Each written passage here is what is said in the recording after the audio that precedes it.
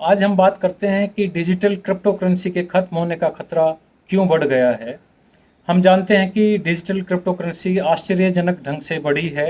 यदि देखा जाए तो 1 साल पहले वेबसाइट कॉइन मार्केट कैप पर 6000 करेंसी लिस्टेड थी, जिनकी संख्या अब बढ़कर 11,145 हो गई है। यानी कि अब लगभग 1 साल में ही 6000 से बढ़कर यह 11,145 करेंसी लिस्टेड इस वेबसाइट पर हो गई हैं।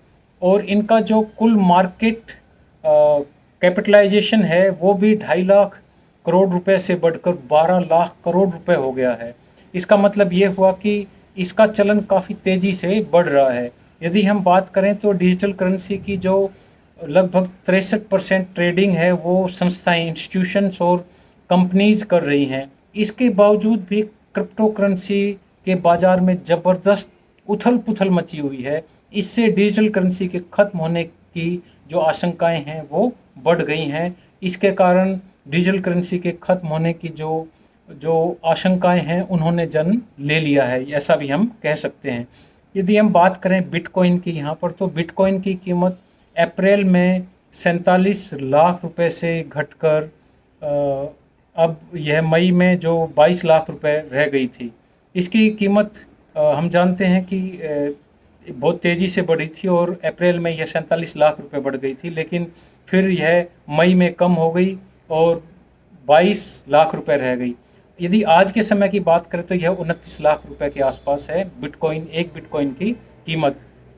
यदि हम इसकी अभी हाल ही में जुलाई की बात करें 29 जुलाई को, तो 29 जुलाई को बिटकॉइन का बाज़ार जो कीमत थी वो 21 लाख रुपए पर आ गई थी। इसका मतलब यह हुआ कि काफ़ी बदलाव, काफ़ी उतार-चढ़ाव आ रहा है बिटकॉइन की कीमत में। तो गिरावट से क्या फ़र्क पड़ता है? गिरावट के बाद जो इन्वेस्टर्स हैं, उनको डर यह रहता है कि कहीं ये गिरावट भारी न पड़ जाए उन पर, क्योंकि उनका क्रिप्टो करेंसी पर बहुत कुछ दांव पर लगा होता है। इसीलिए बिटकॉइन की गिरावट पर ट्रेडर्स भारी लेन-देन कर रहे हैं। इससे करेंसी के गिरने पर क्रिप्टो इकोनॉमी में बड़े पैमाने पर गिरावट आ सकती है और गिरावट आ भी जाएगी यदि ऐसा होता है तो।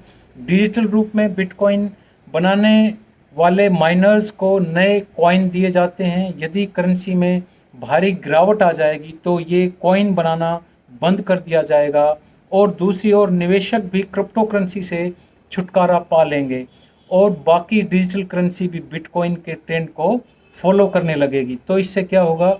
इससे बिटकॉइन के गिरने से बहुत नुकसान होगा, क्योंकि इसमें हेज फंड, म्यूचुअल फंड और कुछ कंपनियों सहित अधिकतर जो इंस्टीट्यूशनल इन्वेस्टर्स हैं उनको नुकसान उठाना पड़ेगा। इस प्रकार डिजिटल करेंसी के ध्वस्त होने से क्रिप्टो एक्सचेंज और क्रिप्टो कंपनियों को घाटा होगा। बिटकॉइन के पूरी तरह गिरने से बहुत नुकसान हो सकता है। क्रिप्टो करेंसी को पहले झटके से ही लगभग 15 लाख करोड़ रुपए का नुकसान हो सकता है।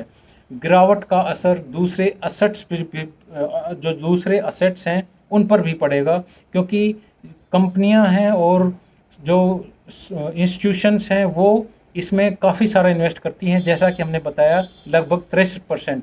तो इससे होगा क्या? बिटकॉइन में निवेश जो किया गया है वो लगभग 90% डेरिवेटिव्स में लगाया गया है। इसमें से अधिकतर की ट्रेडिंग एफटीएक्स और बिनांस जैसे जो नियमन हैं उनके दायरे से बाहर रहने वाले जो एक्सचेंज है उनसे होती है। थोड़े से उतार चढ़ाव का बहुत असर होगा, एक्सचेंज को भारी घाटा उठाना पड़ेगा। इस प्रकार यह कहा जा सकता है कि इतनी तेज़ी से क्रिप्टो करेंसी में हो रहे बदलाव, यानी तेज़ी से हो रहे उतार चढ़ाव के कारण डिजिटल करेंसी के खत्म होने का खतरा भी बढ़ रहा है।